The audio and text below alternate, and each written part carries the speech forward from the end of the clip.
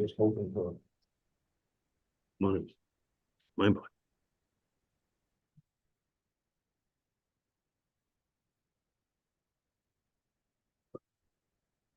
Good evening, 6:30 PM, August 17th, 2026. I call the Select Board Special Meeting to order. If you are able, please stand for the pledge.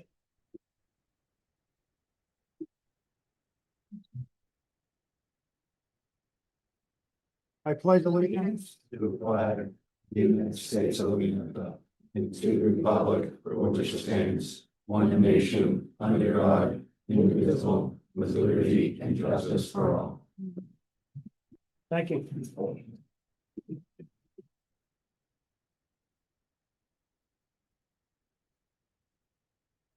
This meeting is being broadcast live on TCTV Cable Station 8 and on YouTube web platform. A recording will be available on TCTV YouTube channel at the end of this meeting.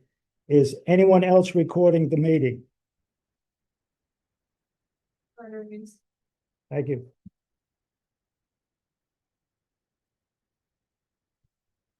At this time, I would ask all people to please silence your phones.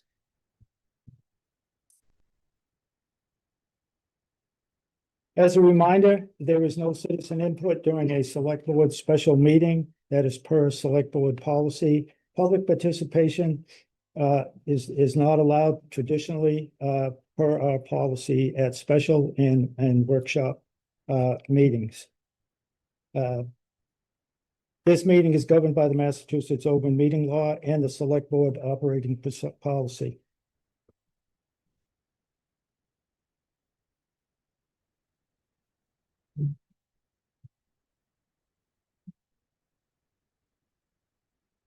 The first item on the agenda is a budget discussion. The last meeting, we instructed the town administrator to come up with budget reductions via layoffs and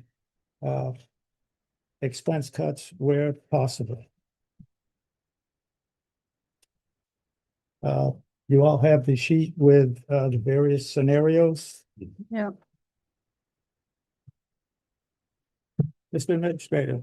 Mr. Chair, thank you. As I sent you a few hours ago, there were essentially, per your instructions, two projections with two variations. Projection one, I'll call it, is the staff reduction post-fall town meeting. So the reason why that's important is because both these projections relate to different savings. So if we have to lay people off later in the year, it's less weeks in the fiscal year for which we can save money. And so that first projection relies on 35.6 weeks with layoffs beginning October 26. Projection two is called staff reduction August 31st. And so that's because the board wanted to see what would happen if the difference if we laid off people immediately. And so immediately I would need some time to get together certain paperwork, termination notices, COBRA, unemployment. We have to give people their final checks and have time to calculate accruals. And so there's a big coordination effort that would have to go forward. So that's an August 31st date. That's 43.6 weeks. And then there are two variations of each of those where, because the board asked to see, what using some stabilization fund money would be. So what I did was with each projection, I put back some staff and then filled that hole with stabilization fund money. And so obviously, it's the board's prerogative for as little or as much, stabilization fund within those projections as you wanted. So before the board begins discussing, I just want to give you some other information relating to those projections. So like, for example, the first thing I was going to mention is the dates. So you have those. And if we're going to lay people off immediately, and we need time for some notifications and whatnot. About unemployment. So unemployment, 50% of wages up to $1,000 a week for 30 weeks. assuming that not everyone stays on for the full amount of time, I budgeted 20 weeks to save us some money in the projection. People could stay on more or less, but I used the number 20. That's just a subjective number that I chose.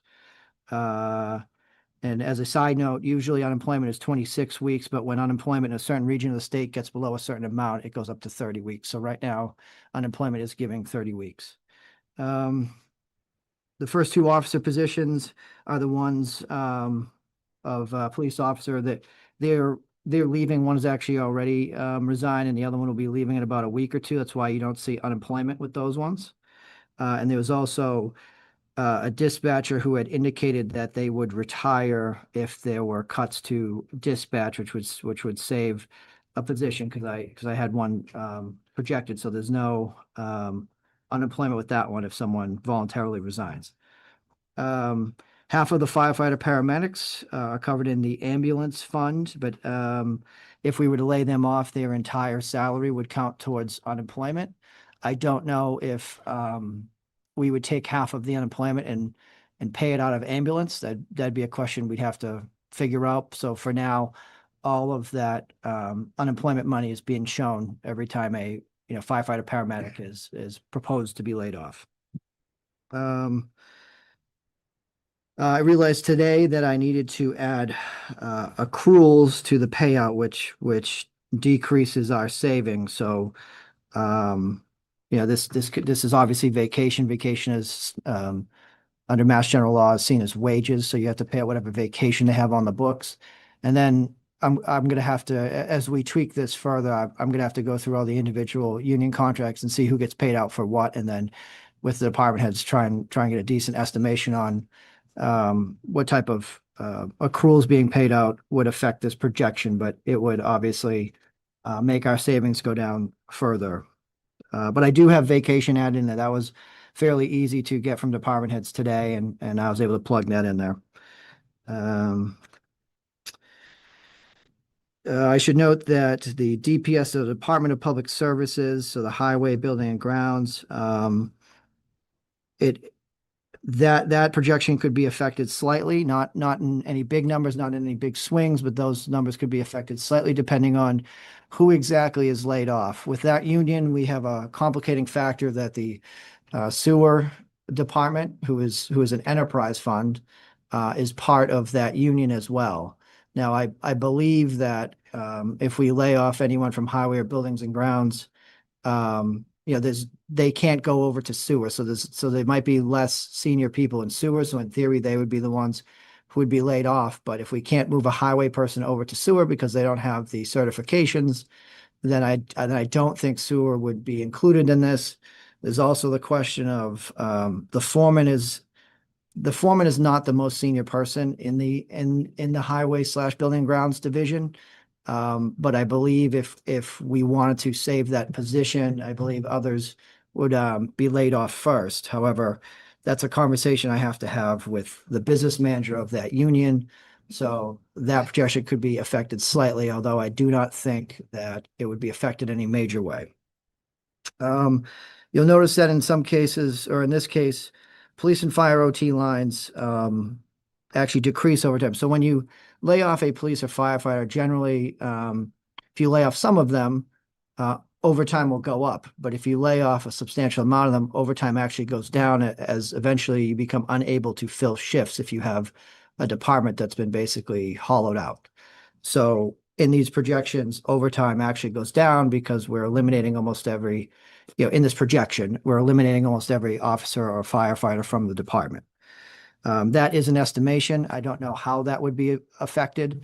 That would take, if possible, a much deeper analysis. But as you may hear me say more than once, municipal budgets aren't meant to be budgeted to the dollar. There's too much as far as overtime or other things that we can't budget to the dollar. And so when we cut to the bone marrow like we're doing here, it becomes harder and harder to budget in an exact way. I think additional expenses may be saved if we actually had to lay off this many people, because with less staff, will eventually come, less usage of various expenses, but we did include a good amount at the bottom. That highway stuff that is down there, I pulled out. And so we did attempt to carve out as much as we could in the last few days. And in a case where I added back staff, when I was in these stabilization fund projections, where you use stabilization funds to add a staff member back in, I did do an estimate of putting some money back into overtime, because as you gain more staff back, there's more opportunity for people to cover shifts, firefighters and police officers to cover shifts. And so I just added a $15,000 amount back to the OT. Again, that's just an assumption. So those are my caveats relating to this projection, and I turn it back over to the board for discussion and questions. I do have one question. It's been brought up before, but it's an option, and this will throw a bolt in the widget, but even if it was until special town meeting,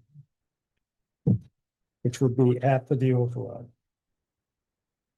And I'm talking about fire ambulance and replacing, let's see, 30.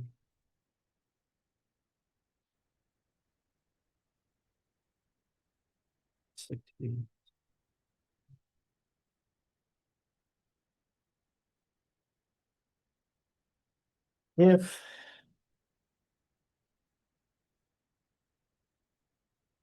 I don't trust the gamble that the override would pass and wait, and then we have to cut the longer we go, the more we'll have to cut, the more it will hurt.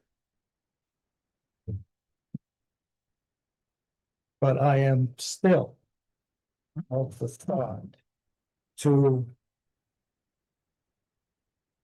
replace the tax dollars that are cut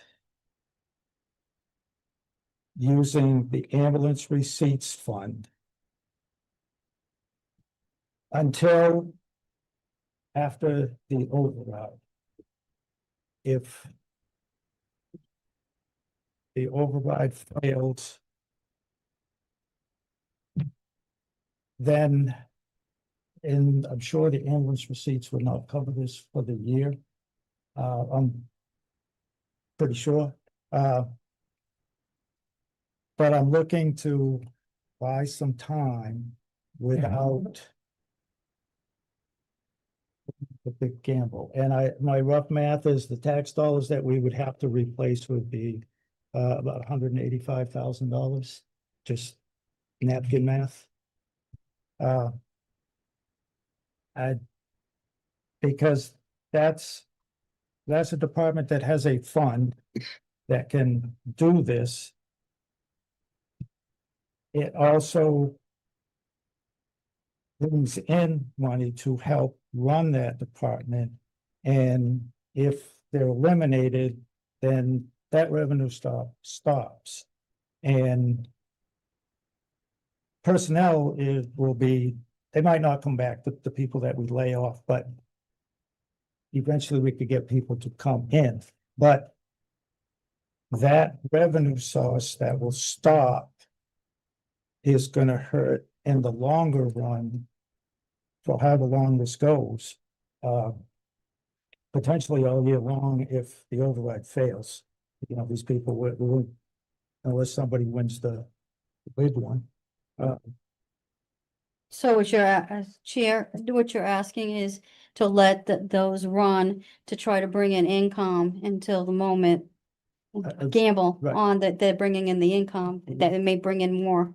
Cut the Yeah. taxation expenses, replace it with, and cover those expenses out of the ambulance receipts until at least after the override, and then If the override fails, then we go to the town meeting, we do the layoffs, then we make adjustments at town. That's. I'm just Chief would like to, convinced that, and I know it is tight, but I'd like to hear from the chief. I just said, if you could come up to the table, please. I'm just. That's my thought in the head since we had to do this back in May, since we started cutting budgets. I know it's tight and I know you've said it, but I think it's worth the try for a couple of months. No, I understand where you're coming from. My concern though is, and I'm not 100% sure about this, but I believe the only way you can take money out of that account is at town meeting. So you wouldn't even be able to ask that until the October's fall town It meeting. would be a thing, but That's my only concern. If you're trying to use it before then, you can't ask for it until then, if I remember the rules on that correctly. right, because it is a for appropriation. Yeah. But Mr. Chair? yes, If I might. I was thinking about that a little bit too, and the thing that crossed my mind, Chief, and I'd like your input on this greatly. With the proposed cuts here, we're cutting the general fund side. This doesn't cut the ambulance side. So if I'm not mistaken, we have two officers right now that are fully on the ambulance reserves for funding for their salary. Mhm. If we cut the other four, that would open up for at least, I would assume, two more fully funded ambulance workers, except for the benefits. Because the benefits wouldn't be there. But now, as James was saying just a moment ago, and I know this doesn't cover it all, but your proposed budgets for the post-fall town meeting and the present August 31st, the police dispatcher is, the unemployment is zeroed out in the post-fall town meeting, but it is actually in the budget for the cuts for August 31st. Okay, yeah. Is that an error? Yes, never. Okay, so that's another 17,000 that would fund mostly the benefits for one of those workers. Just Depends. throwing that out there as an option because I would like to maintain that department the best we can, since where the cuts are only cutting half a person. Really. When we cut fire, we're only cutting half a person because, we're only cutting the general fund side. So we're leaving money that's available. If we can do that, I would prefer to maintain as much ambulance staff as we could.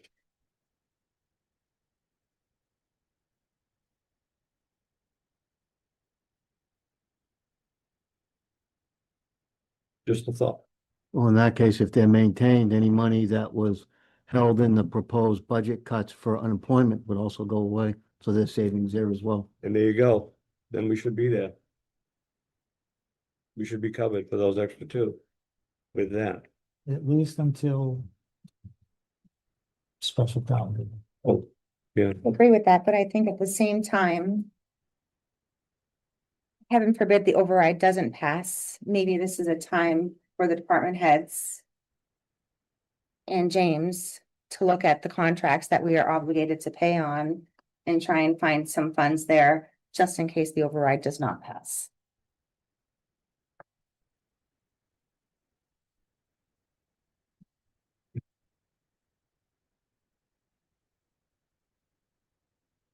And again, I keep going there because that's a department where there is a fund that can replace the tax dollars and it.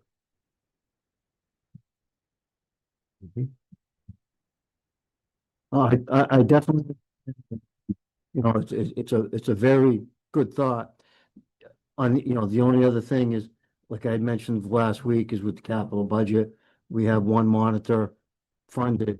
And it gets tricky if we buy one monitor now and then wait a year or two to buy the other, because we have different technologies in each ambulance, so forth, and it becomes a training nightmare.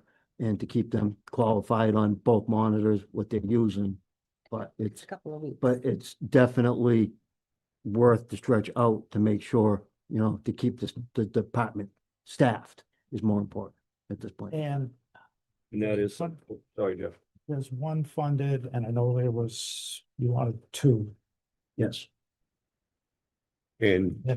we have the fall town meeting coming up and that's a potential. October 21st is kind of a Hail Mary for free cash to be available. I mean, I can try and push it through as quick as possible, but No, I'm just, I mean, currently we do have a couple of grants sitting in deficit. We have till September 30th to get them before they do hit free cash. I'd rather not hit free cash. If I had a grant, I should be in shortly. I discussed that with the grant manager at the state level, so I should be seeing that soon. so, I mean, I'm just trying to pull things out of my pocket. We'll do whatever the board requests No, but and for the citizens. I know your point, you're trying to save that and not have that stuff. I would rather get the money sooner is- for us to right. use rather. But I'm just, but there's the possibility to get the second one out of free cash. The danger with it is if one of those monitors fails and they don't have the parts to fix it, which is very unlikely, then we have to buy another monitor. But we can roll the dice for the interim. Like, I have not pulled the plug and purchased that first monitor yet because of how things were sitting, and I wanted to make sure that everything was available. And How much is the monitor?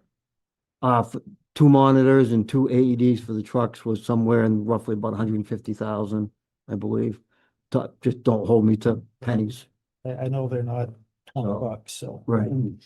And Chief, while you're sitting there, I had some messages from some residents that wanted to know about the ordering of the ambulance, and that's a contractual things that can't be rolled back. Is that correct or not? Yeah, we signed the contract for that ambulance and it's gonna be in a few months, so. Yeah. We could, even though I know they could sell that ambulance, we'd have to pay penalties for going back on that purchase. And then we're dealing with ambulances that are requiring more repair and. I just wanted to ask the So- question for the resident that had messaged and asked me Just- about. The newest one that you have is what, is that like 5 or 2020. that's the newest one? Yep. 6 years. So that's, yeah, that Yeah. one could almost be, With the 2 to 3 year lead time on them, we'll be discussing the next ambulance in a year. you know, it's because of the timeout. Yep. Like I said, I'm trying to.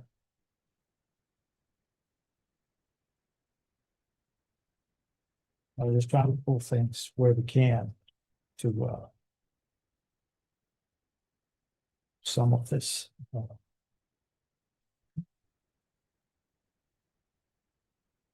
How much is currently in that ambulance receipt fund? From last year, not including the July deposit, was 219,000 and change. Your budget for ambulance this year was what, 512? Something like that. Then it was a little higher than that. It was like 707, but there was money for the monitors and everything in there too, so. Yeah, okay. Yes, and The thing I wanted to throw out there, I know there's been a lot of discussions about transparency and lack of understanding with municipal government. So one thing I want to make clear to you guys and the citizens is that if you go for the override and it doesn't pass and you take this money from the ambulance receipts reserved, you will most definitely not have enough for even the 707 come next town meeting when we're trying to do next year's budget. I know we're trying to handle one problem at a time, but we really need to keep the forward thinking going at the same time to try and understand, because nobody in this room wants to be in the same spot next year. It's not good for morale, it's not good for you guys, it's not good for the citizens. So just to keep that in mind that taking this money is a one-time fix and just keeps pushing the issue. Thank you. It's a good reminder. It's, So, as I say, I'm if I might. just, So if I'm hearing everything we've talked about correctly, there's presently enough money to fund the two, to maintain two of the four. So we'd have 4 ambulance workers right now. So what, if anything, would be looking for from your suggestion to use ambulance receipts would be 2 rather than the 4. That'd be significantly less. so. And that 4, would that be 4 plus you? Are they available to, I know you go on calls, even if you drive, it's just. So, 4. Not the best scenario for chief for doing that, but, if we did 2.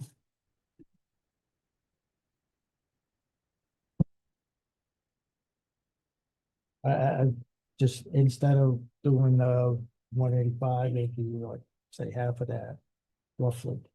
Right, I mean, I believe when we were here last week, we said with July, we're at 250. You're 219, or with July, yes. 250.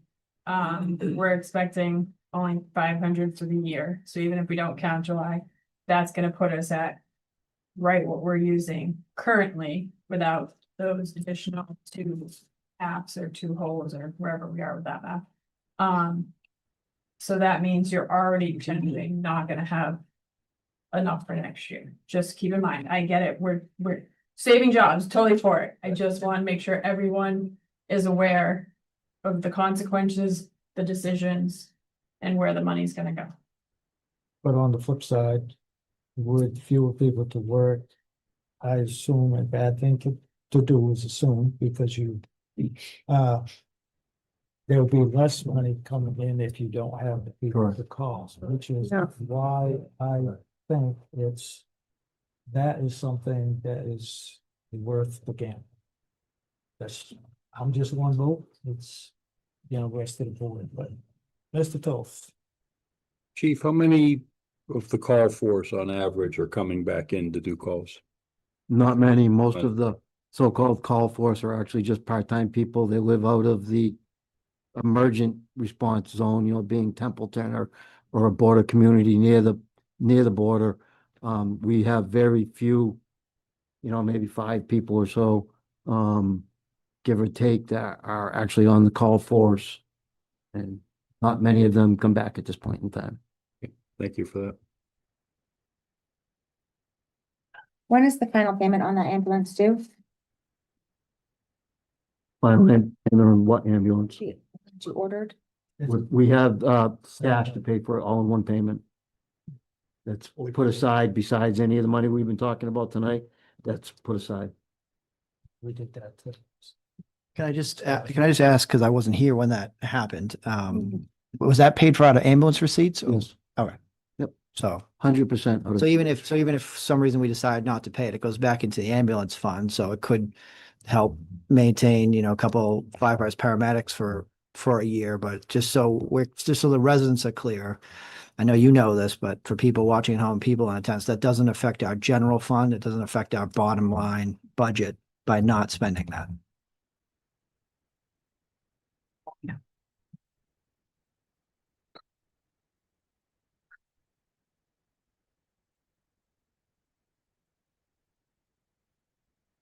Well, if we went that route, with all that we have discussed, we could keep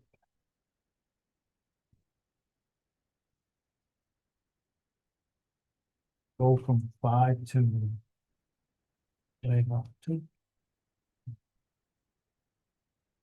You, Plus 4, There's actually 4. it's 4 in the One admin. being the Right. admin. So, yeah. Oh, I'm sorry, yeah, I'm looking at the. Yeah, so it'd be two. So we could go, Unless we went with the, using the ambulance receipts, and that would be, keep three. Okay. With the other. Town savings, to this, to that.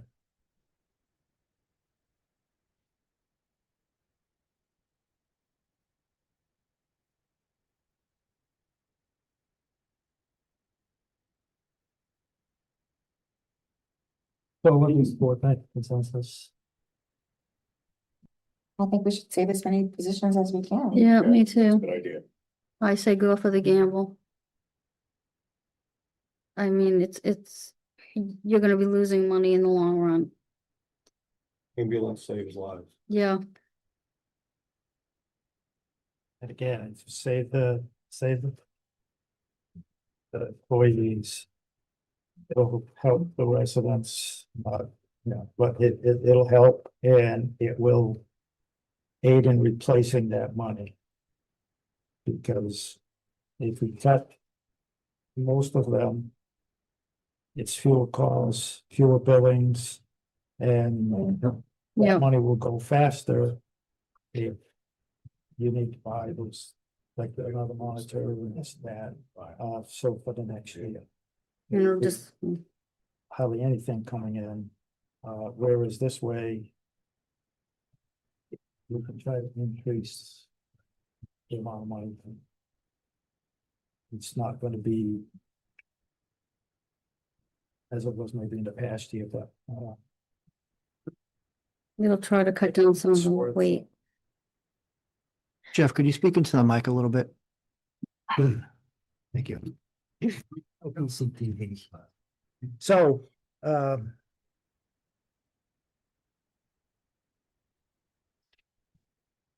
without the ambulance receipts, we could save two. With the ambulance receipts, Based on the information we've gotten from many of the residents, I feel like that this would be something they would want us to gamble on. we could keep. We could have all the four and.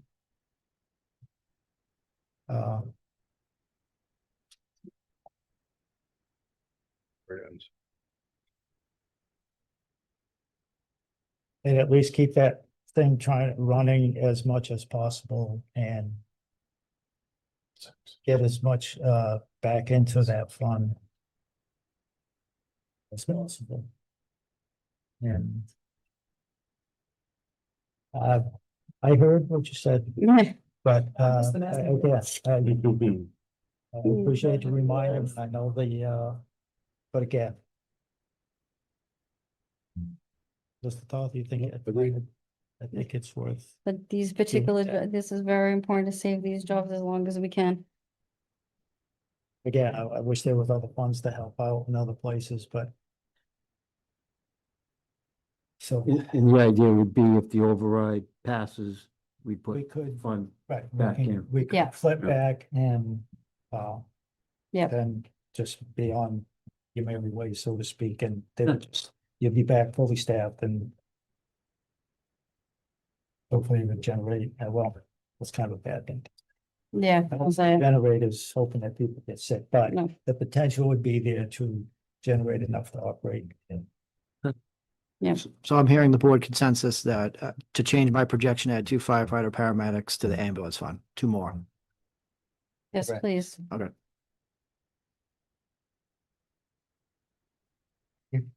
Well, that's cheap. That saves us 60,000 and then getting.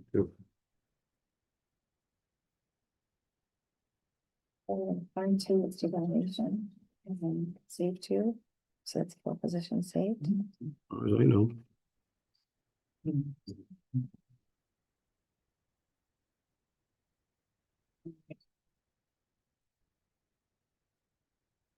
So our next decision on this would be. Do the reductions. After the fall town meeting or before. Which I think will, I would say before. after is gonna be too deep. Yeah, it's gonna be too deep. If it fails, then we're, Yeah, that's again, Yeah, I just want, I'm pretty sure it was clear the last meeting, that's how it was spelled, but. I don't agree with us making the reductions. Personally, I think that the dollar amount needs to be allotted to the department heads and it should be up to them to figure it out because we don't do the day-to-day. And I don't feel comfortable reducing positions. But. That's why they. And it's the big bucks. James, Yes. did these, information come from the department heads? Well, in what sense? In the sense that to get all the numbers that you put on the sheet, did you have to talk to the department? So the vast majority of numbers on the sheet are just payroll and benefits, Yeah. and departments don't have benefits, but I know what everyone's making. But was it a collaboration between you and the department heads to come up with these layoffs? By the board to close the deficit. So the department heads, I'm trying to say this nicely, the department heads gave you the budgets that they thought they would need to run the town.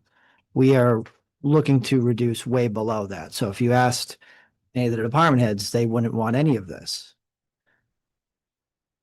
So at this point, because we've also cut the expense side of the budget repeatedly, this is pretty much all that's left. And like I said, by, laying off a lot of people, you eventually start to get at even more of the expense side of the budget, especially when it comes to overtime. If you don't have any police officer firefighters, you're not gonna be able to fill the shifts, so you're not gonna pay any straight wages or overtime.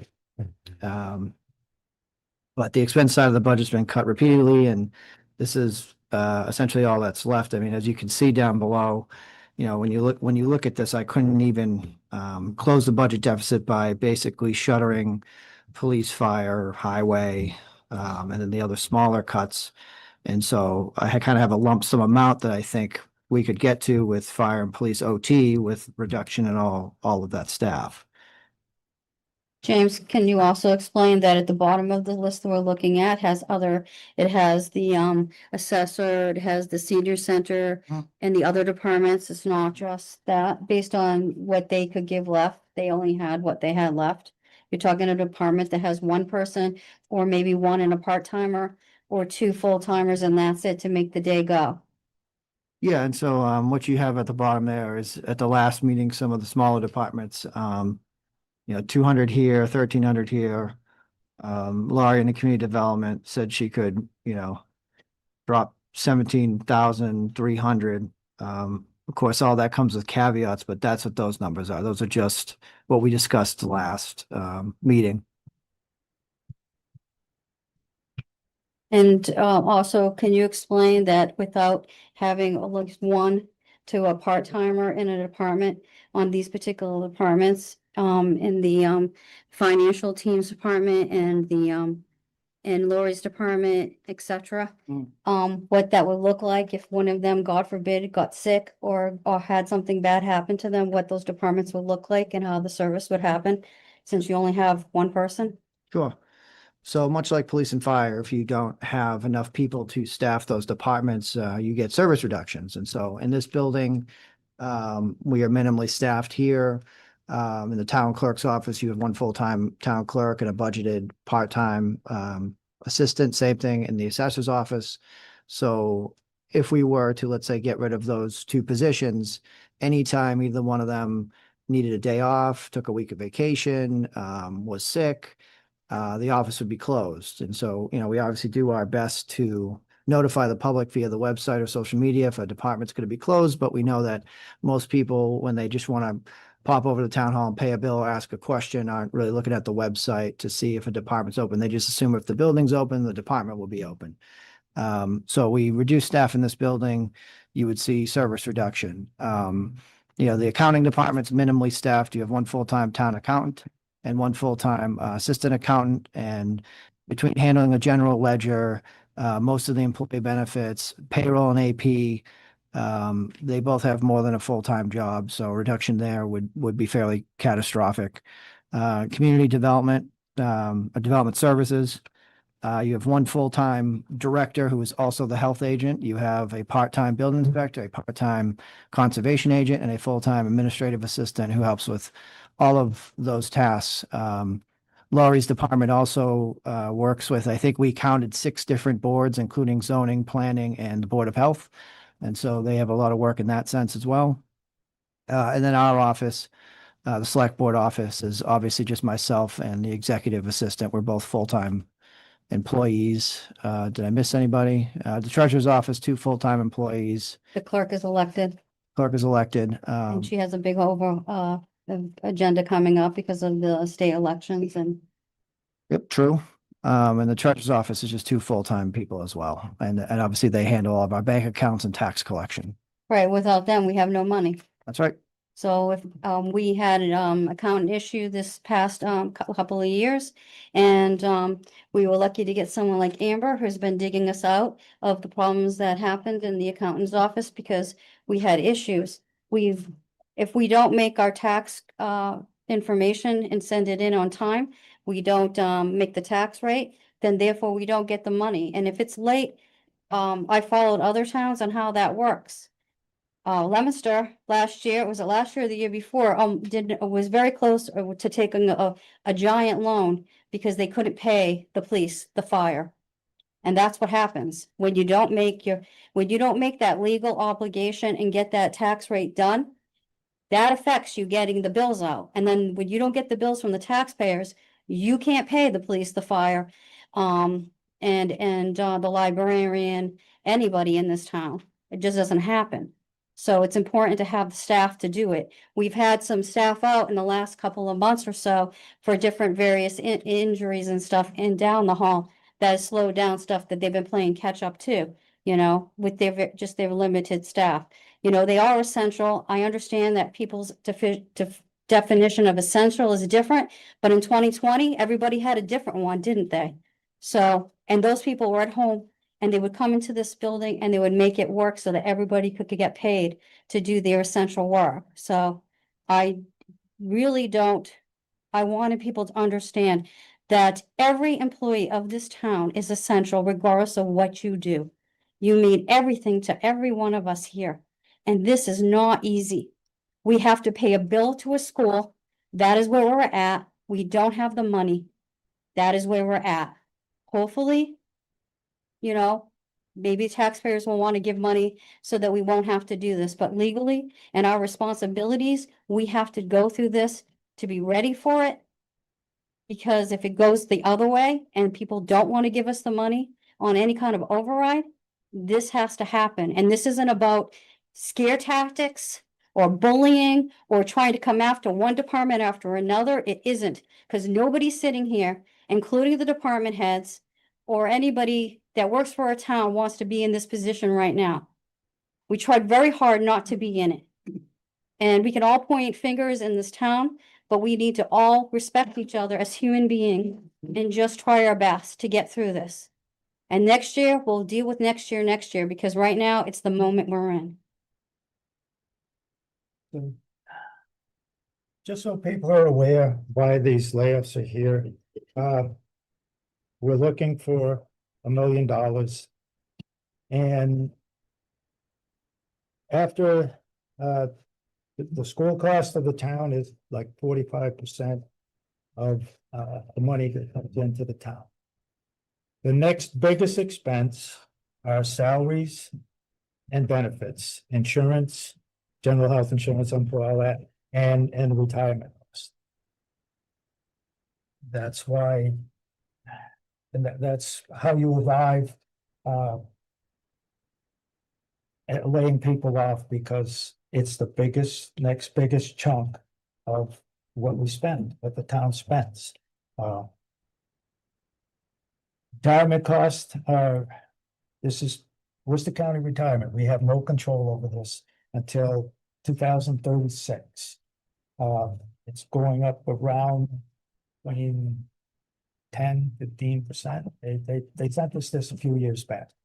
Health insurance is an increase. The inflation hits the town as a whole, just like it hits everybody else. those are costs that we have little to no control over. So when you vote to pay a bill that you cannot afford, you have to cut in other places. This is 2012 budget, 2013, 2014. Little hits along the way, and now this. That's how many times I've had to do this, either as a selectman or an advisory committee. And it is not fun. 2012 budget cut by 12%. And it was on the backs of town hall, seeing all my meeting personnel. And we recessed town meeting, the guys in the selectmen met, and we just started chopping.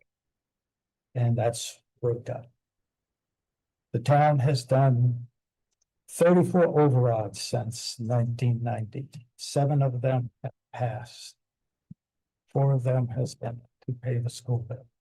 So again, that's why we're here. That's why we do this. And I would much rather be sitting out there when this happens than sitting up here. But believe me, it's just done it too many times. Can I make a suggestion that, No, sir. no? Mr. Chair, I'd just like to say one thing. I am about jobs, and I know that this is not this is not what they recommend us to do as a board, and this is not what some of my fellow board members want to do. But I feel as though at this juncture, and I know this is why we got into this problem in the first place, is use stabilization funds, and we shouldn't do it. I get all that. But if it's going to save a few jobs, I feel like we have to at least put this into our equation, because I feel like that many residents would want us to spend the money to save the jobs. Even though that this is one-time money and all the things that the reason why you're not supposed to do it, you know. So that's how I am right now. I would like to use some of the stabilization funds. I think it's a little disheartening that I'm looking at this list and I see some executive assistants and administrative assistants who aren't on here. And a police officer is being laid off, but yet you're gonna keep an administrative assistant to somebody? It doesn't make any sense to me. Who are you referring, Yeah. well, hold on, who are we referring to? Because Referring to town hall. DPS is, okay, so I was told by you not to touch town hall. So that's why there's no one from this this building. When push comes to shove. I was you're- told by you, and that's what this projection is. So don't, you know, take it up with the rest of the board if that's the issue, not me. Mr. Chair. Through the Yes. chair. Mr. Ryan, Sorry. I'm gonna make a statement. You're gonna get upset, and I'm sorry. I'm gonna take the Steve Jobs approach. We hire good people to look at things and make a discussion and a decision. We gave you a charge last week to work with the department heads and come up with a list. You just told us you went through, you created a list. I have a bunch of department heads sitting here. Did the TA coordinate with any department head to come up with the list of names that was presented to us this evening? Absolutely, absolutely. Okay, thank you for that. I just wanted to make sure. I have used the analogy multiple times. I'm gonna use it again tonight. I'm serving a box of pizza. I don't care if it's cut in 6, 8, 10, or 12 slices. Once I open the box and the last piece is removed, the box is empty. Somebody will go hungry. That's where we're at, folks. The box is empty. We have a school budget, we have a town budget. The only common denominator is we are bound by Proposition 2.5 on how tax dollars get spent.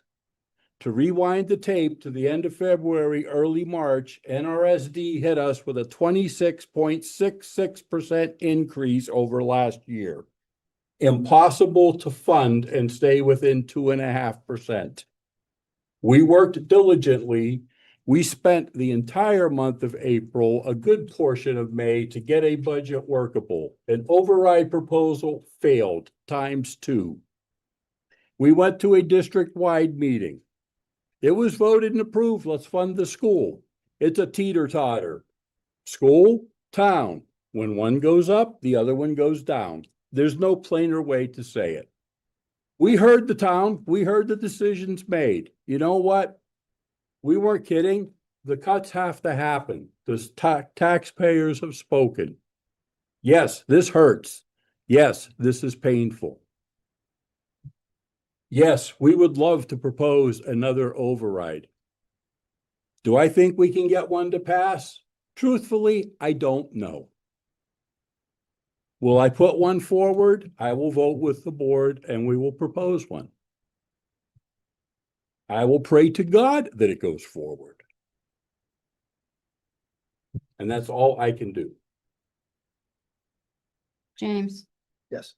what I think my fellow board member April is trying to say is that and I don't know, I'm not reading her mind, but I would personally, and I love this person to death and they're doing a great job in our office, but I feel like that is a job for a policeman that I can save, and that layoff should happen over the police officer. Our office should be taking a hit as well as the police and the fire. So I don't know if that's what you're going with, April. There are several of them. Right. I talked during the last meeting, but nobody wanted But to. the assistant in our office, I know that she's very needed and she does a wonderful job and she does everything that we need to happen. And, you know, we cannot do without her. But if that means that we save a police officer's job, I mean, I think we should have to take the hit in our office. I'm sorry. So if the select board would like to give me a new charge, then awesome. I will do whatever the. That's the only thing I could find on here. So other out of than the that job. 3 departments that I was allowed to go to, all 3 admin are on here. So by decreasing a dispatch position, that the person who works half-time for the chief as administrative assistant has to go into the full rotation. So they are no longer half admin. On the fire side, the admin is listed there. It says admin assistant next to fire. And then under DPS, that's Department of Public Services, admin assistant is listed there. So all 3 of those departments lose their administrative assistant.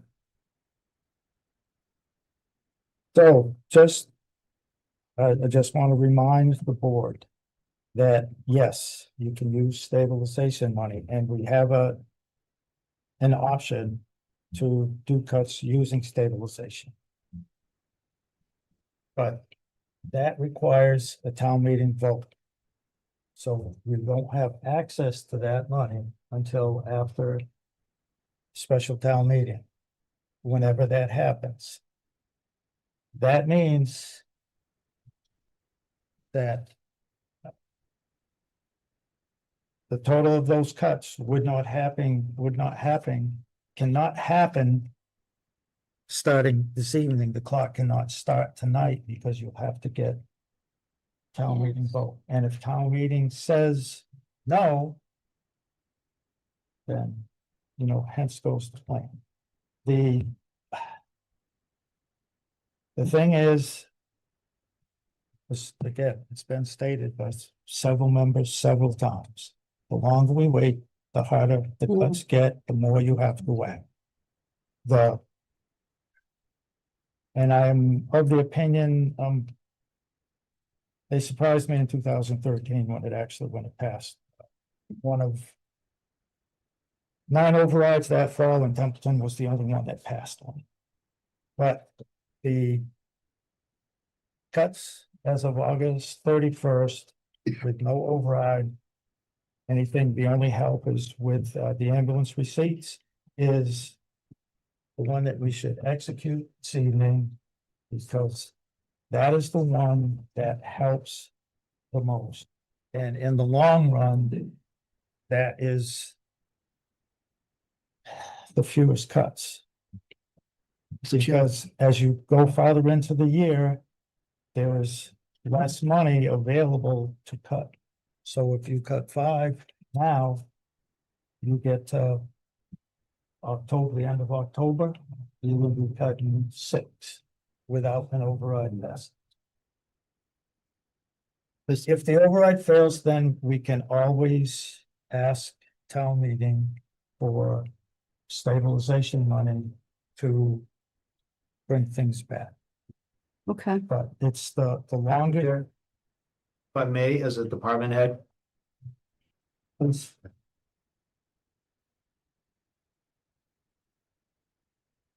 You make these cuts now and you lay off, the police department will not recover. You will not have services come the override. And if the override passes, you will not have services. If these individuals leave this town, they will not come back. And we will not get anybody to take their place. I can guarantee you that. Go on Facebook and see how many jobs are open. So if you make those cuts and you make them immediately, and my officers are gone, this town will never recover. It's gonna take over 2 years. So even though we might get $1.8 million back in my budget, that's just a number I'm throwing out. You're not gonna see coverages for at least 2 years. Nobody. Mr. Chair, can I comment jumping off that? Cause I want, 1 second, I will just say this, when our last town administrator, our full-time town administrator left and we had an interim and then she left.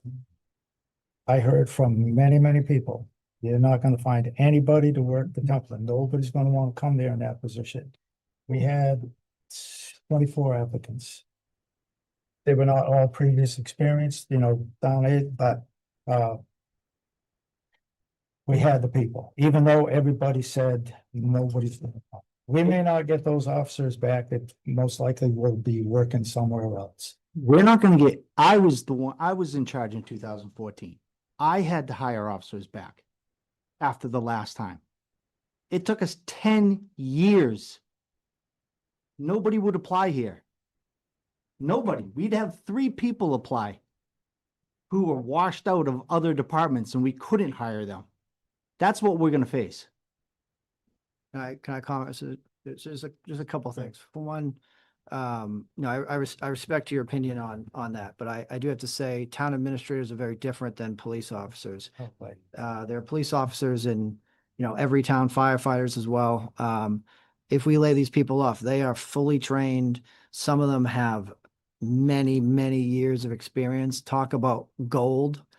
They're gonna get scooped up by other departments real quick, and I don't see why they would come back to a place that they may view as unstable. So at the very best case scenario, if you can pull people out of the academy, you're looking at 6 months academy training and then another 6 months on the street training at a minimum. So before they're even back working by themselves, you're looking at well over a year. And then the second thing I just wanted to add to the conversation is, you have 2 projections here, each of them, or 2 variations of the projections with stabilization funds. My personal recommendation to the board would be to not lay off people now if we have to do it later. And I know the cuts have to be steeper then, but you do have stabilization some funds that you could do to use that. By laying people off now, even if we get the override later, you're not going to be able to get the staff back for a long, long time. And that's concerning to me. Even with, highway and buildings and grounds, we have people with many years of experience with a lot of training. Even with that department, we'd be hiring people from scratch and retraining. So I would recommend that we at least wait and see how the override in town meeting goes before we take action. And you could use stabilization funds to fill the delta if necessary. If approved. Right. Even at that, I think that if they're not essential, then we should consider it, but essential, off the table.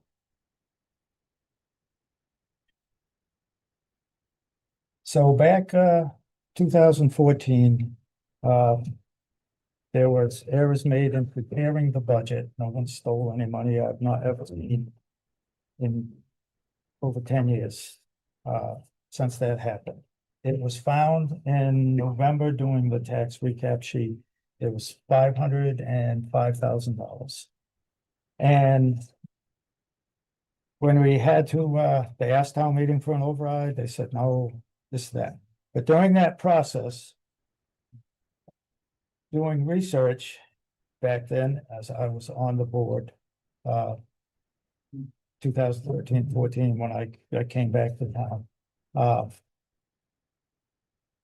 What was found that beginning in 2002, the only year it did not happen was in 2005. The town used all of its free cash every year and an article to fund the town's general fund budget. We even use stabilization money to cover part of the town's retirement costs. And as I stated earlier, the general fund for 2013 that we did it in May of 2012, it was a 12% reduction from 12. And the determination that was made, and this is backed up by financial reviews from the Department of Revenue, that if we keep continuing to use one-time money, the town's financial problems and that doesn't fix this issue, whether we use stabilization money or not. But we use it this year. And then in the spring, we have to find that money to replace it. We did it with the school budget, $430,000.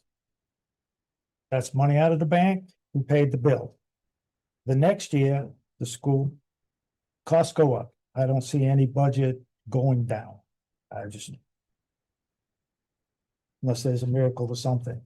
So when the next year, the school budget was presented, you have to find that $430,000 that you used, plus whatever increased costs you have. So yes, there's an option to use the 1.5 million and change in the general stabilization fund right now. Because we don't have to do any of this. We could just go to town meeting and ask them to take $1 million out of the bank.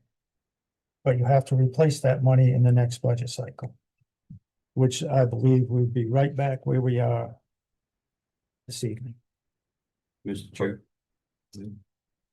Yes. I was gonna say, this whole discussion here now, I understand, and I understand where you're coming from. And I don't disagree with what you're saying. I just don't see an alternative for the town right now. Because this idea of stabilization, to me, it's a no. Because that's one-time money. We'll be here next year doing the same thing, having a bigger discussion about cutting the police department, cutting the fire department. It's just kicking the can down the road like we've done all the time. And sometime we gotta stop. And Mr. May, I understand that. And we discussed this at the last meeting. And we went over the history of how we got back here again. Mhm. Okay? It was the board again using one-time funds that we should have learned that got us in this mess instead of having an override sooner, because it would have only been $1 to $1.5 million. I sat here and I watched the whole thing. Don't Fire disagree. boards.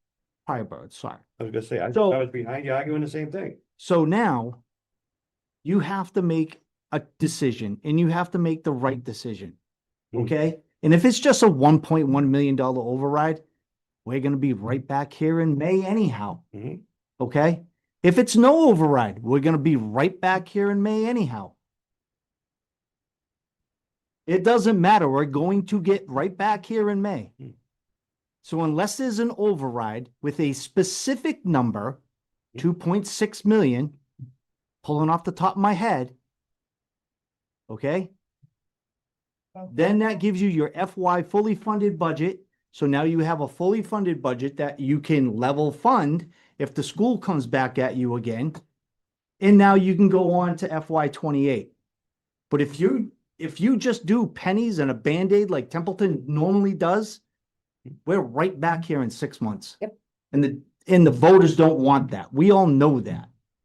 So if you're gonna do a number, it's gotta be one number. It's gotta be spelled out and it's gotta be put to the public and they have to be informed. Not like the last override that we just had. They need to be informed of everything. And if it fails, it fails. But if you cut everybody now and lay them off, the firefighters, they can get jobs anywhere else. They're begging for them. Police officers, nobody's going to the academy. State police have record low numbers attending the academy. Sergeant Fliss is a staff instructor at one of the academies. Our civilian municipal academies are down over 63% ish. We're not going to recover. I understand all of that, Chief. My question is, we can't do the override and not cut additional people if it fails, Which I understand that. you know? So are is everybody willing to take a gamble? Because that's what we're doing. We're gambling on either having success or cutting half again as deep, you know, in the same budget and being here again next May, the same position. So So what you're saying, chief, is that versus the August 31st cut now, you would rather us put off until after the 26th? At least that way we. And that's gonna be deeper, you know that. Could be If deeper. the but override as doesn't you- pass. Or you could use some stabilization or free So if cash. you use stabilization fund to make up the delta between, you know, what you would have had to cut between, you know, now and whenever my date was after town meeting, that isn't money necessarily that you'll have to spend next year, because next year you'll have a full budget worth of these cuts with all of these people gone if the override doesn't fail. So it's not like, it's a little different than if we were setting the budget before the fiscal year started and we said, oh, we got a hole, let's use 300,000 of stabilization fund to plug the hole. That hole gets bigger next year, but next year we'll have, you know, if the override fails, we would have a full budget year of all of these cuts. So you wouldn't necessarily need all that stabilization fund money. So that was my comment earlier. So I guess my concern is, why are you guys in agreement to do an override if you're gonna attempt to solve the problem before you offer it to the residents? I think the other thing which Chief touched on is, it's not about whether you have an override or not, whether it passes or not. It's about how you explain it to your residents. If you look and listen to even just the town meeting we had, people weren't aware that we had to put the school assessment on there. They thought the budget they were voting on was balanced. They didn't understand where the override money was going, so on and so forth. So I think, to Chief's point, if you're gonna go ahead and cut now, why are you even considering an override? What's the point at that point? I mean, even if the police and fire don't leave, you have everyone else to think of. I worked in a town recently who lost half their department heads in 1 year and still don't have half those department heads back. Like, you have to, not only do you have to think forward, which, I mean, I get you're trying to do that, but at the same token, you have to find a way to educate the people. That's the only way you're gonna get an override to pass if you choose to put one forward. But if you go ahead and cut these people ahead of time, what's the point of an override? There won't be anyone here to protect at that point. I just wanted to let you know, later in the meeting, we do have a plan on how to educate the public. We'll be discussing. Ultimately, it's your decision. I just had to speak up. No, actually. No, we appreciate it. That's what Thank we need you to do. Thank you. Thank you.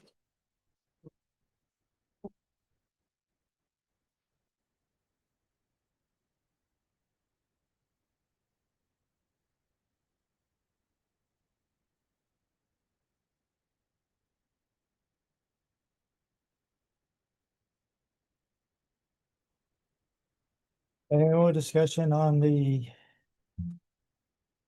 cuts, the budget thing?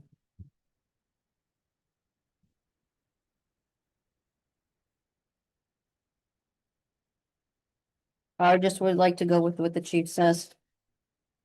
Wait until after. And roll the dice on that one too. I think the residents would like us to roll the dice on that one too. But I think in the meantime, we need to be smart again, and if we can make cuts to non-essential, we should.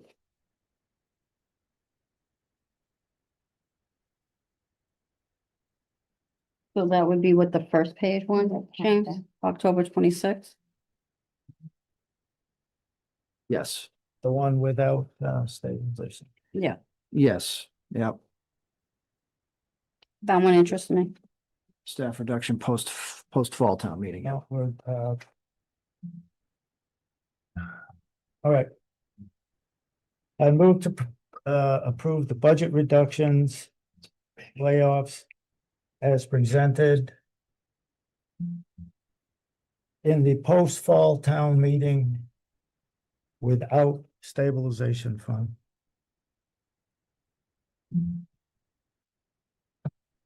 Second, You.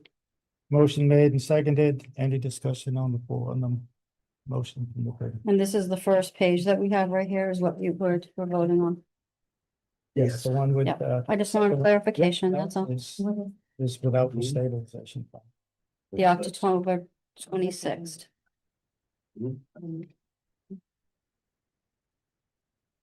After the meeting, after the fall town meeting, Yes. saying. After the-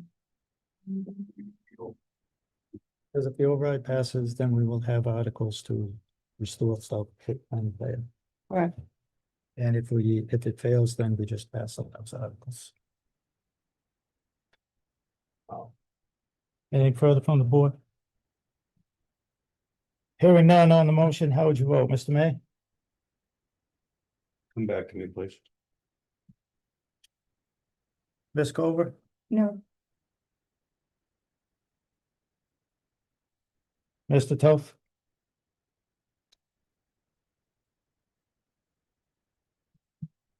Yes.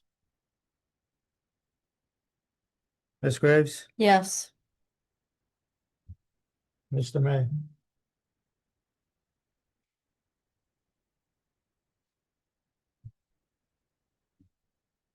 Folks in the room thought it was a good idea, so sure. Mr. Bennett is no. 3 yes, 2 no.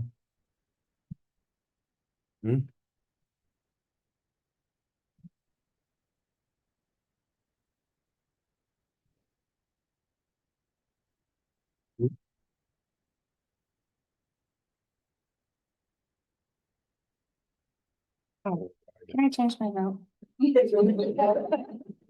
No, I'm sorry.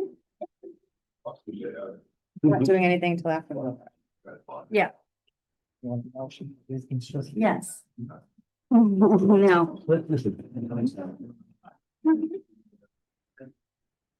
No, at least we have one. Damn. We have a plan. Not a good one. Point of order, a little confusion, what you guys actually said. We're not, I think it was confusion what you voted. October 26th is when they will take effect. Right, but I think it was said wrong. But do we have to agree to these? All right. specific? Go ahead. We're done. My understanding of the vote was that you authorized the approval of a particular plan, and that was essentially projection 1. And so the vote was 3-2 in favor. So that would be the plan if we had to cut.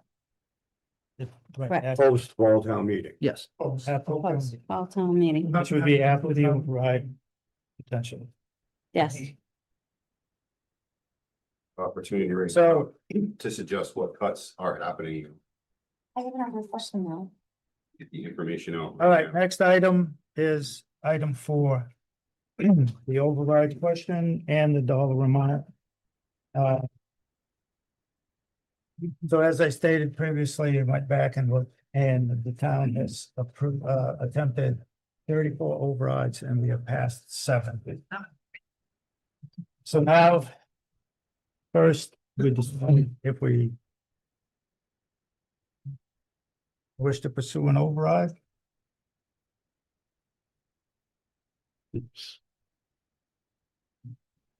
And an amount.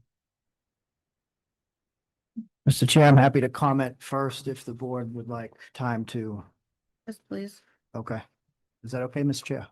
Yes. Okay, thank you. So I did take some time to speak with some area town administrators, about 6 of them. One of them bragged that he's passed 5 out of the 6 ones he's went for. This is the same one who passed one in Templeton, I think in 2017. So you know the man. Yeah. What was unanimous was that if you're looking to have an override succeed in addition to communication, what you have to ask for is one question with one number that funds just what you're looking for that year. Anything beyond that, A, gets harder to explain, but even if you can explain it, Many residents view it as more of a blank check, and so it's more likely to fail. And if you have multiple questions, that just muddies the communication further and people get confused. So my recommendation would be for one single question and $1 amount, looking for exactly what you need. I would say add the midnight shift back to that. But other than that, just what you're looking for. And that I think would be the question that would most likely succeed if one can succeed. Do you have that number? Yes, 1,300,000, so sorry, $1,388,534. So 1,388,534. Thank you. 388. 1,388,534. So that is this deficit plus, Chief, what was it? 2 officers? 2 positions. Yeah, 2 positions, yeah. So I spoke with one of the same that you spoke with. I got the same number. I have, again, I went back and I looked at the overrides that passed and the questions. In 2000, there was, shall the town of Templeton be allowed to assess an additional $565,164 in real estate personal property tax for the purpose of funding the Narragansett Regional School District? That was one that passed. Again, another one that passed, 2007. Shall the town of Templeton be allowed to assess an additional $735,700 in real estate personal property taxes for the purpose of funding the operating budget of the Narragansett Regional School District? The one that I was on the board with and was successful.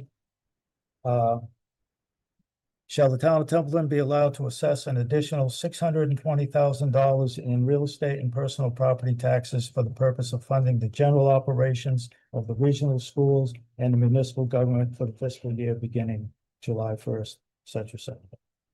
That passed 961 yes, 746 no.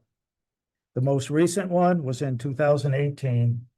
Shall the town of Templeton be allowed to assess an additional $470,246 in real estate personal property taxes for the purpose of protecting public safety, including the provisions of fire service, advanced life support ambulance service, additional training of police officers beyond state minimums, a community notification system, supplementing funding of the highway and snow and ice budgets, and the associated cost of insurance benefit programs for the fiscal year beginning July 1, 2018.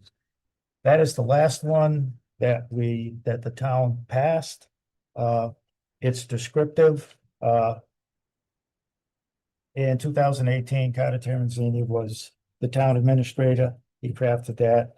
His advice was then, and it was last week, ask for what you need and explain it as he did in the question, because that was followed up. Because the override passes, you still have to go to town meeting, and town meeting has to appropriate the funds. They can pass an override and then, in theory, not appropriate any money, not spend it. And all that does is increase your levy limit, which increases your ability of the amount of money you can raise from property taxes to spend. So when the town meeting article, they spelled it out what it would go for, like $270,000 for fire EMS, $7,000 for this. And that was at town meeting. So because he said at the time that he would only go for an override that he thought could pass. Don't ask for more than you think the people will give you, and it's Templeton history, cheap. They're frugal with their money. It's their money. It's their privilege. They did hold, I think they had 3 in-person meetings here. They did some TCTV stuff, article in the newspaper. I attended one of the meetings. I was on the advisory committee at the time and I suggested they do $1 million override. They didn't think that would pass, so they went with what they needed. So I'm very cognizant of that, and even though it will get us even Steven, and we may or may not be back. It's the thought that if you ask for what you're going to need in the future, and that's the smart thing to do, because we asked for an override in 2013, October, we got it. For 600 some thousand. In 14, because of that budget mistake, they asked the town for $505,000 and announced it. And there was a couple people that were here then. As a matter of fact, I think, let's see, it's the town clerk. I'm still around. Jack Klein, Lori Rita, the health agent. And it was here. Steve Fuss was here. There were a couple people, please. They had basically like 7 weeks of the town where there was like skeleton crews working because they had to cut that 500,000 budget because it was so late in the year. So it makes sense to ask for money which you need to cover this $1.1 million, $1.3 million, and ask for more so you don't have to come back and so you can fund future years. However, the reality is in this town, and history shows it, it most likely will not pass. I'm not saying not to do it. I'm not saying it's not worth the fight, but the history is there that if we go beyond 1.3 million, the history says it won't pass. But that's my opinion. That's what the history shows. But for the question, the amount is what we can discuss afterwards. But I think the 18 question on the ballot, if we go with that, explaining, telling the people, which we talked about at 7 different meetings, of the cuts we needed and what the override would do. But the question, I believe, for the 2018 is the wording and the way that we should go. It explains as much as we can to the people when they go vote. What's this 1.1, 1.3, 2 point, whatever the number is going to go for. Mr. Chair, Yes. at our last meeting, I said that an exact number, people don't want to do a blank check, and everybody messaged, and some people said, go higher, go this, and go lower. But Paxton just failed, and they did an exact one. But they had some technicalities that caused it too, because they got a lower rate last minute when the ballots were all made and stuff, so that's why it failed.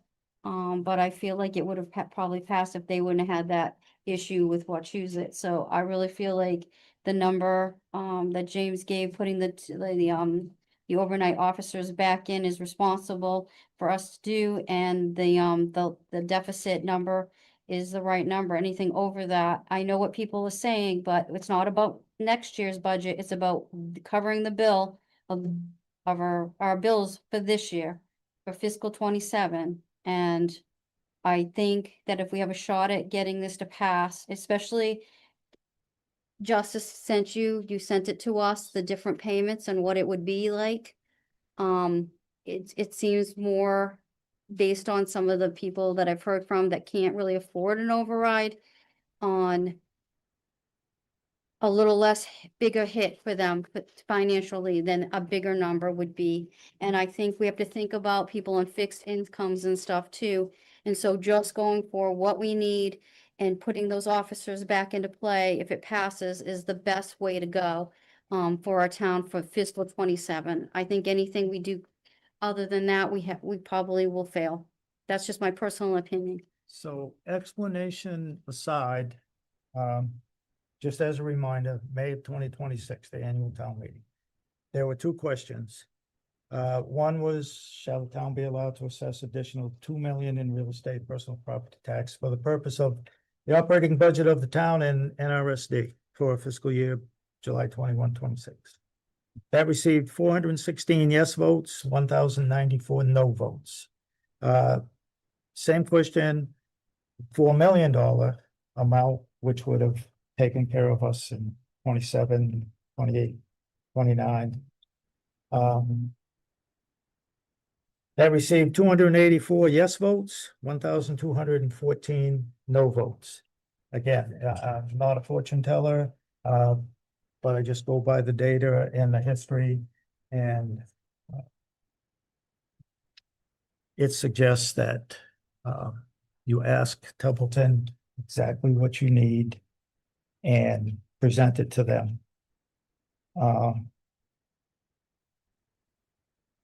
And it has the best chance of passing. I'm not suggesting that's what the board, that's automatic what to do. But I am going by the history of it. And I sent this out, and I will state it so the people in the audience can hear it. A $1.1 million override would add 92 cents to the tax rate. It's an increase in the tax amount on the average single-family home. Would be $348.02.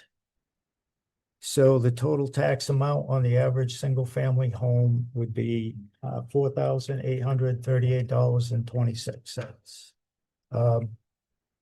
One of the things that we could do is there is a DLS has a tax calculator. Holden did this. Washington did it, and last year, and their override passed. It allows you to go in, punch in a number, and see what the tax would be on your house. It's a thing that the DLS has, and you can see the valuation of your home, because they're all different depending on what style of house you have. And you can figure out you can see for yourself what it would be on your house. A $1.2 million is a dollar on the tax rate, $378.20 increase on the average single-family home, and your total tax bill on a single-family average home would be $4,868.53. And the 1.3 million is what we need to cover the 1.1 plus bring back the people that we laid off when we made $894,000 to the general fund budget before we even had to do this. Is $1.08 on the tax rate, $408.55, and a total tax bill of $4,898.79. A dollar on the tax rate raises $1,199,579. The average single-family home valued at $378,285, and the tax rate is $11.87 per thousand of assessed value. There is also the CPA tax, which is 3%, and it's all residential homes. The first 100,000 valuation is exempt from that. It's on your tax bill. It's $10-20, something like that. But it is an extra. It's not affected by the override, but it is a thing that you have to pay. So, question and the dollar amount. I guess consensus on the board. One question. There's been 2 options that we did. Some towns have done 2 or 3 options. Most of those failed. One, One option. So, one question, yeah. dollar amount. The one that James gave us. The 1,300,000 was at 88,555. 534. Yeah. that would be about $1.15 on the taxes. Yeah, you're probably looking at about, on the average home, about $36 times a month to get you to the 408 something. A little bit over.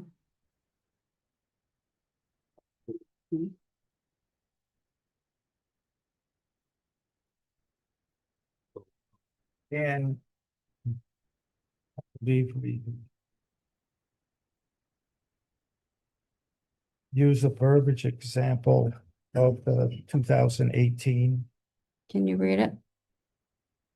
Yep, it's, you'll have to differentiate the The numbers. different, yeah, you can just say. makes it under- I'll read this again. This is the last override that was asked of the town and it passed. Shall the town of Templeton be allowed to assess an additional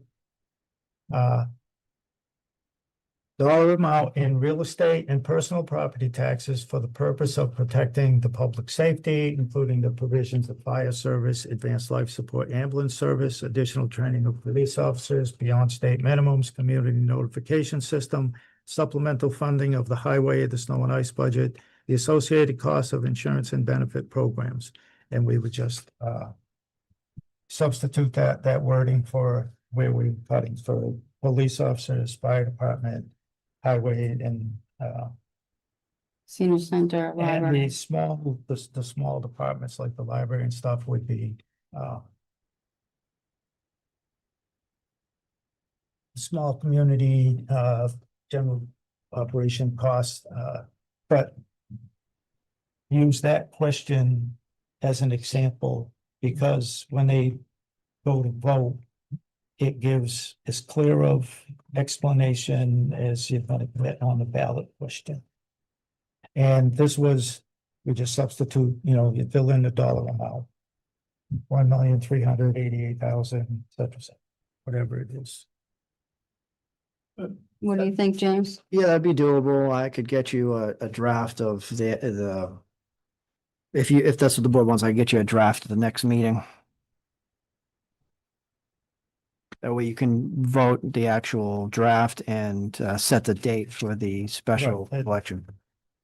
This is just. Thank you.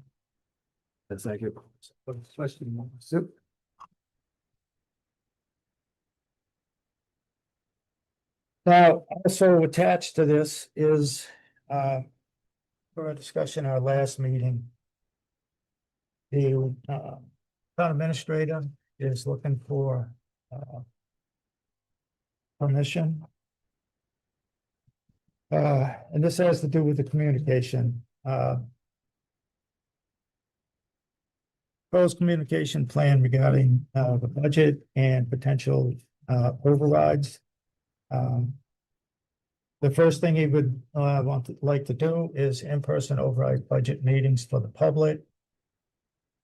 Have several public meetings at different times of the day to accommodate different schedules for the residents. Excuse me, prepare a presentation and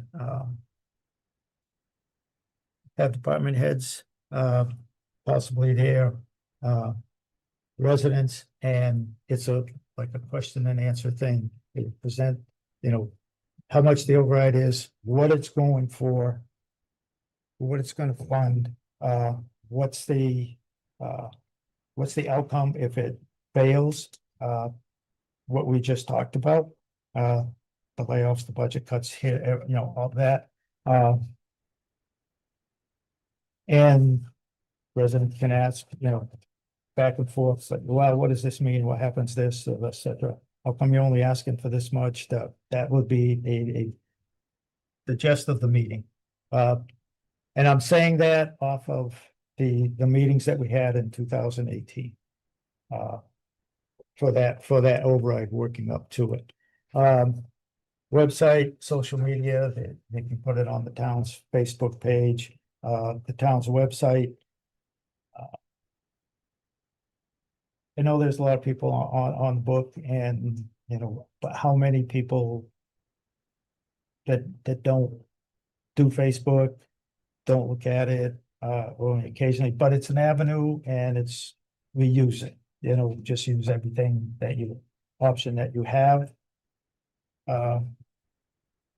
DCTV is another, option that we have that you can have. Basically, that is, maybe board member, the chair or whomever, and the town administrator, and just sit here with TCTV and just give a presentation with, nobody here, just out TCTV. And that way, once it's recorded, it can be played, shown on YouTube, over and over until right up till election time. Local journalism, using the local newspaper for story, for, however many people get the paper, you can see it online, but I know there are people that look at it. I look at the headlines and stuff myself, so. And then if there's any town events, where, or maybe like, the senior center, anything like that, that whenever there's an opportunity to, put information out. I know it was suggested, and it's worth a consideration. It's spending of some money, but, every people would get it. There was a postcard sent out back before annual town meeting about, no override, this, that, or anything. People got it, and people talked about it, and they saw it, so that's potentially another avenue to just send it to all the residents in town. They get it in the mailbox. They may look at it and go, or they may look at it and read it, and then they may go looking for something, because not everybody watches TCTV or is on the board or looks at the town website.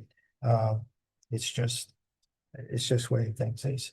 If you can track our meetings, some of them that are most watched, it's like 1,000 hits or something like that. But again, that'd be utilizing all the options that we have available to us. And then it's up to the voters.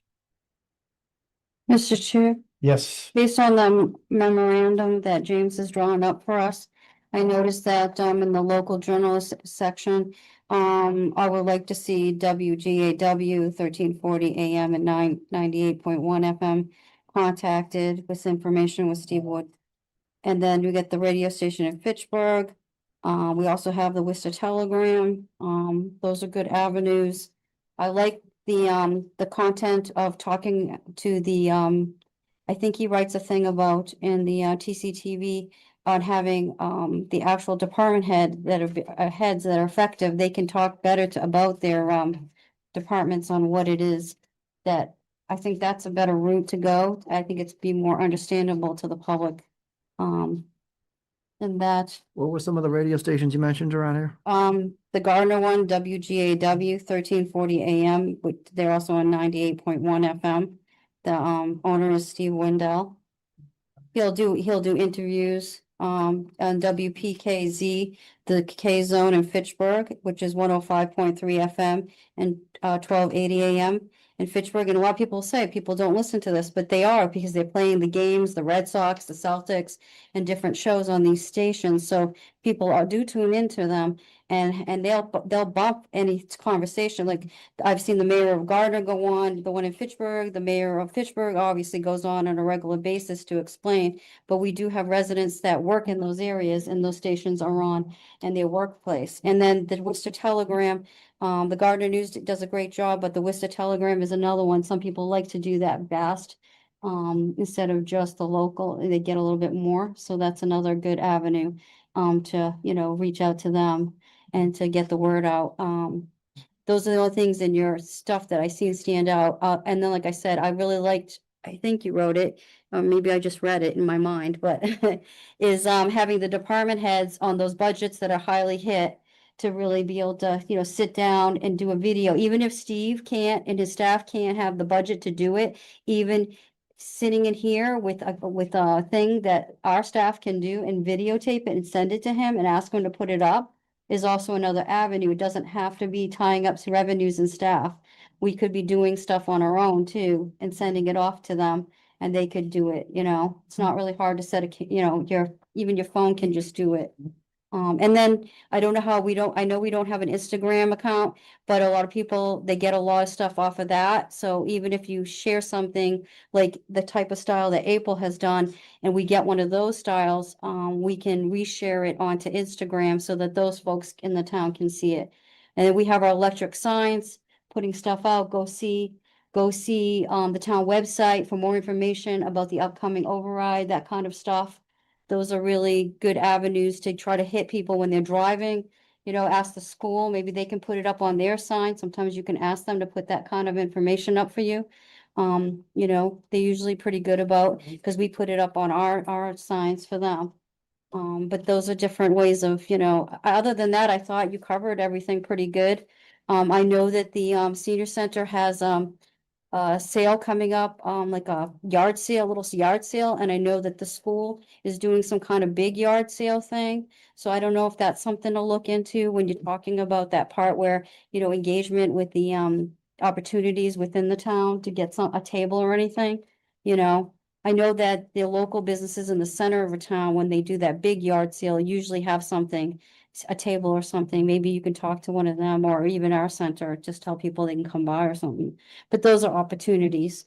Those are the only opportunities I know of any events going on currently or coming up. I mean, they just did the, that would have been a great one. They just did the fair, the conservation at the senior center. But I think the only thing they got going up is that their yard sale, which is going on. And then the big yard sale at the school, I think, where somebody's I putting think one that's on. this weekend. Oh, they already did the big I yard think- sale? yeah. I guess I didn't go. I'm so sorry. I would have went. I went to the fair though. Huh? September 12th, September 12th. Could we put something in the senior center newsletter? Yep, that's another opportunity. Give us a list of meetings scheduled where. Yeah, okay. All right, so first off, I would move to approve an override in the amount of $1,388,534. Second, Motion made and seconded. Any further discussion? On the board? I don't think it's enough. No, I know, but I just wanted the people to understand that the one. Yeah, I agree, Bob. I don't think it's enough, but See, I just wanna, we can go for this 1.388534, and I understand all the reasons why that, would be the most likely one to pass. But this is gonna be in October. So it'll be 4 months after that when we get a new budget going and a new school budget. And we'll most likely be right back in the same situation again next spring. And I just wish there was a way we could maybe avoid that. And I think one of the things that we don't promote well is that if we went for I'm just gonna throw out numbers, $3 million override. If we went for that and we used 1.388534 this year, the balance of that override does not go on the tax rolls this year. It's in reserve. It's for future use, for what we plan on using it for. So you're only being taxed on what we actually utilize. And I don't think that was stated well enough in the previous meetings prior to the other override. And I just, what the chief said makes perfect sense to me because, we've been here before. This is not new. And we know, at least I'm going to assume that since the school came at us with $2.6 million in increases this year and they ended up getting 1.3, that other 1.3 isn't going away and additional monies are going to be on top of that next year. So how are we going to pay for that next year? other than going for an override 2 years in a row, which doesn't seem like a winning strategy either. I just want, people to think about that and understand that, this is a momentary fix. It's 1.388,534 fix 27 in FY 27 alone. And beyond that, we're right back to the same starting gate we started this year. And we've talked to the school already, and they're saying over $1 million next year. So I think it's, personally, I just think it's a little bit of, we're doing Templeton, trying to be cheap at first, and then we end up spending more and more to get the same thing we could have got originally for less money. We've done it in every project we've ever done, pretty much, across the board, and that's all. Anything else? Yep, I just would like to know when it's gonna stop, because you can keep on saying that next year, and then the number's gonna go higher, and the number's gonna get higher. At what point do the people in this town can't live in this town? What a point that the school's already over. It's already absorbed us. So, I mean, we're working on plans to get businesses and things, but things aren't gonna happen overnight and are not gonna fix it. And I understand what Mr. May's thinking too. A lot of people do not get that concept of you vote for this is what we vote for, but we say 3 million or whatever because we're gonna retain so much of it, and they just don't get that concept. We tried that concept the last time around, and with the 4 million and the 2 million, and they just didn't understand what, you're keeping it, and reserve, they didn't understand what you just talked about. Can you explain to people if this override doesn't pass, what we will be losing on top of what's being used from the fire department? So Okay. this sheet here, We can bring that out in those informational meetings. You're gonna lose this plus you just have to do the math out.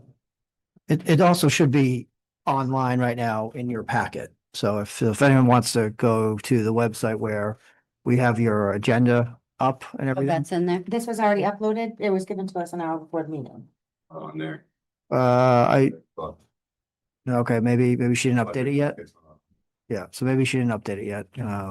But it should be up there soon. That would have to be part of the explanation, like. So just so the public- plus, Yeah. whatever, as we travel down the road. Mr. Chair, can I make a comment? Because I can hear grumblings. Can I make a comment? So just so everyone knows, the reason why this wasn't in the select board agenda packet immediately is because this wasn't fully completing until today. This was down to the wire all last week, and today we were making tweaks to it. So the select board didn't get it until a few hours ago, but it was a stated agenda, so it was completely up for discussion, and we'll add this to the select board's packet online as soon as we can. We got it like 3 or 4 late in the afternoon. It was an attachment. She probably missed it. It did ask Jill to put it up. She probably missed it because there's a lot going on, like in that office. They do a lot. All right. On the motion, Mr. Chair, would I be allowed to just say one thing? I would agree with Ms. Cover that you should read that list in this meeting, what's going to be cut. Right now. Give the opportunity right now to tell everybody in this room and online exactly what's on See there. it. You're gonna, so what we voted for. And let's see, take out, Do you want me to do it, Mr. Chair? Yeah, that'd be great. All right. 'Cause I think the only thing we took out was, two firefighters. So there were 2 police officers who have resigned. Those positions wouldn't be backfilled, so those would remain, those would be cut. Then we would have 1, 2, 3, 4 more officers, which I believe leaves you the chief and 1 officer. We would eliminate a dispatch position. That person would be retiring. And then it would still be two firefighters slash paramedics, so two firefighters would be gone. Two that we originally proposed would remain. The part-time administrative assistant in the fire department would also be gone. Then you would have 1, 2, 3, 4, 5, 6, 6 employees spread across highway and buildings grounds, so all part of your Department of Public Services. So that's I think all of them. Your Department of Public Services administrative assistant, so that person would be gone as well.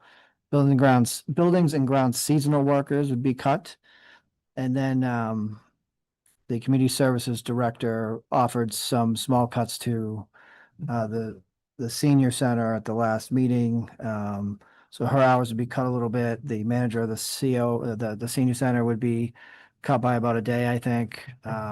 Part-time kitchen staff person would be gone. The assistant dispatcher that does the van would be gone, and the other dispatcher that does the van would be included in that. And then the 2 library assistants would have a reduction of a day.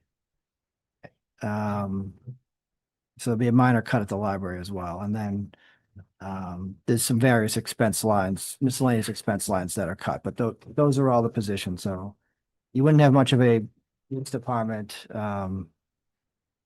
Fire would take a big hit, and you wouldn't have any highway or buildings and grounds people.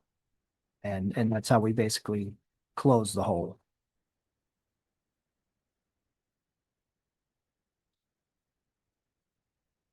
Chief Bennett, would I be wrong to assume that you have a copy of this? The cuts? I'm not sure he has the copy of the final one. don't I have just the gave it a couple individual hours yet. ago.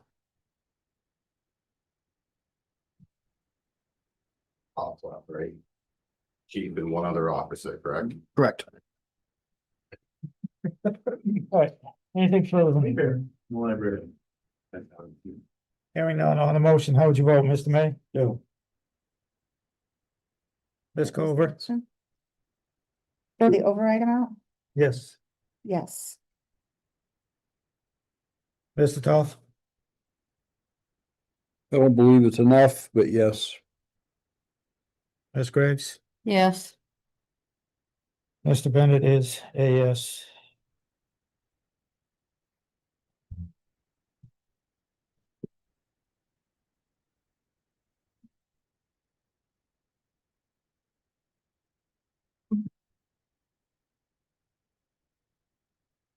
Okay, and to go on with that, to add to that is, I would move to approve the town administrator's plan for informational communications to include in-person meetings and the additional items stated to include radio stations, electronic signs, et cetera.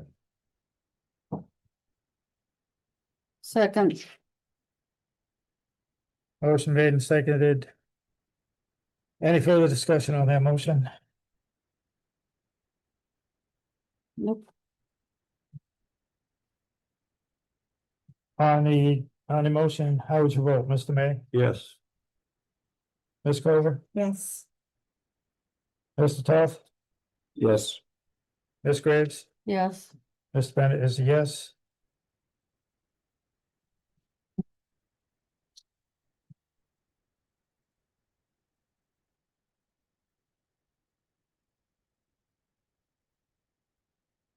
All right. Now we have to vote on a set a special town election date.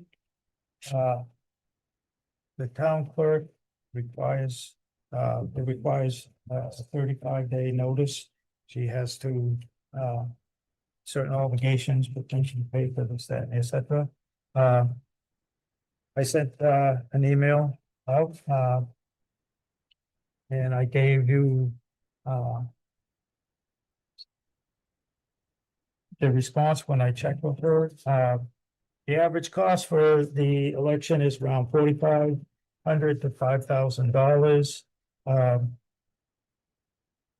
She will need to purchase additional postage for the town election to mail out at least 673 voters ballots for that election. Those are people who vote by mail ballots.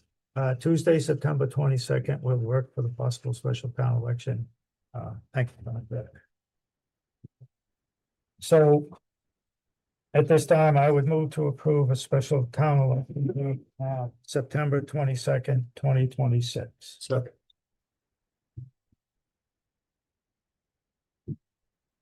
Any discussion on the motion?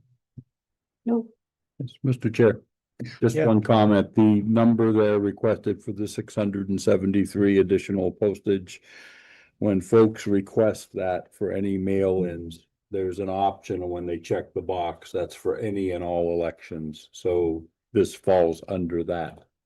Right, that's right. So since we're adding on an additional election, that's, the postage is an assumed automatic, but there's nothing to be assumed here.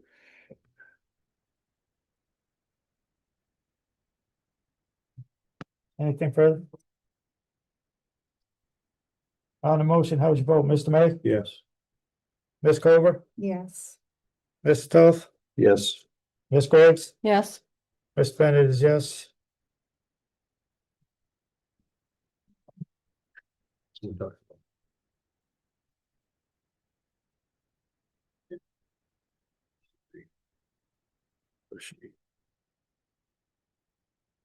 Okay, some people had questions and there was things about, town vehicle use. Restricting, the use of town vehicles for take home. So to get an answer, I contacted, town council. Just to get a straight up answer, there was a quick turnaround. So I wrote concerning the two contracts that we have with the police chief and the public services. They both state that the vehicle may be used by the chief of police for personal reasons, since the chief is on call emergency. The vehicle may be used by other officers. The public service director, the vehicle may be used for personal reasons incidental to the performance of his duties. The town personnel policy states, personal use of town vehicles is strictly prohibited. That's kind of goes been missed when approving these contracts. So can we restrict the use of the personal use of a vehicle such as taking it home? For the public services director, the answer is yes. Section 8 of the contract states that the vehicle is provided for his official use to be used in the performance of his duties, to attend events for professional growth development. Personal use is incidental to the performance of his duties. Take that to mean he could swing by, dry clean, etc. on his way back town hall after attending a work meal. For the police chief, the same conclusion. The vehicle is provided for the chief's performance of his duties and professional growth development, but it is not exclusive to him. It may be used by other officers. Its use by the chief is subject to limitation by the select board for budgetary reasons. That would be taking home of the vehicles. I note public service contract makes specific provision for reimbursement to the director of use of his personal vehicle for work-related activities. While the police chief's contract does not, it does provide for general reimbursement to the chief for any expenses incurred by him while performing his duties. If the plan is to not make a municipal vehicle available, you'll have the obligation to pay them for the use of their own vehicles. That would be the IRS required 75 cents per mile and other things. Since we've put everything else on hold. Mr. Chair, Yes. so the public works director contract, I know you just read it, but I just want to be clear here. Part of it says growth and development, since the director is on call in the event of emergency, the vehicle may be used personal reasons incidental to the performance of his duties. So that means that he can take home the vehicle because if he's on call, he could respond right away. Further, I get what town council is telling you, but they would also tell you that in addition to the language of the contract, the intent of what was negotiated is also important. And the absolute intent was that he would be able to take the vehicle home, as most other DPW directors in the region and state would. So that is the understanding that he has of this contract. Yes, but it is the wording. May give permission. Yep, he may, not the board may, he may. This saying the director may. Right, but the board signed the contract and agreed to wording. And it says we can restrict it, but we're putting on hold all of the other cuts. So it would seem to follow suit to if you wait on the override and see what happens, then there won't be these budgetary restrictions. So Actions or need to do this. So what are we saving with this? A little bit of gas money? Yeah. I mean, it's the Yeah, minimum. well, there's a cost to those vehicles Yeah. being driven back and forth to work. I mean, there's So what's the fuel which is cost? constantly Do we going know up. what the cost is? If you can't quantify it, then it must be de minimis. I don't want to, I'm I'm giving just you gonna this recommendation because I don't want to see the board accidentally violate an employee's contract. That's why I asked town council. But town council- They asked if we could do this. So I'd like to see the question and the answer because I'm concerned that town council wasn't in the room when I negotiated this with the director. I would also like to say that when that job, when the person does that job, sometimes they'll come in and they'll, before they even go back to the actual hub of home, you know, the DPW building, they will make rounds to check on things that might have happened overnight before, as they come in through the night. So they will drive home with it, come in and check different things that might have come up during the evening hours as they go into this, you know, to the office. So, I mean, now you're saying they'll have to go there, get the truck and then go up and make the rounds and come back. I mean, I don't really feel it's efficient or we're gonna save a boatload of money. Say the question was asked. Okay. I asked the question to get an answer. I'm giving the answer publicly. Got Okay, another item was, to freeze all overtime. That would include, the police and, the CBA agreement. Her answer was to the question, can you look at the police union CBA and determine if we can freeze overtime for police? The question has been from the board, can we do this? And freeze overtime to try to, for budgetary reasons? The answer was, management rights, 501, the town reserves the right to schedule work hours. Layoff or leave officers due to lack of funds. Overtime work is voluntary for the officers unless it's declared emergency. Section 1309, overtime shall be filled and distributed on an equitable basis, hours of work. The town can alter work shift or work week. The town further agrees that such change will not be implemented solely or principally for the purpose of avoiding the payment of overtime to employees covered by this agreement. Putting all this together, the provisions that an officer out sick or flexing hours is not eligible temporary for overtime. The union has a decent argument that OT cannot be frozen unilaterally by management. I recommend that if you want to do this, you engage in impact bargaining before implementing the decision. But again, we're waiting on to do all of the cuts that were presented to us. So all of those, even if we could do that, it would just be waiting till after the special town meeting.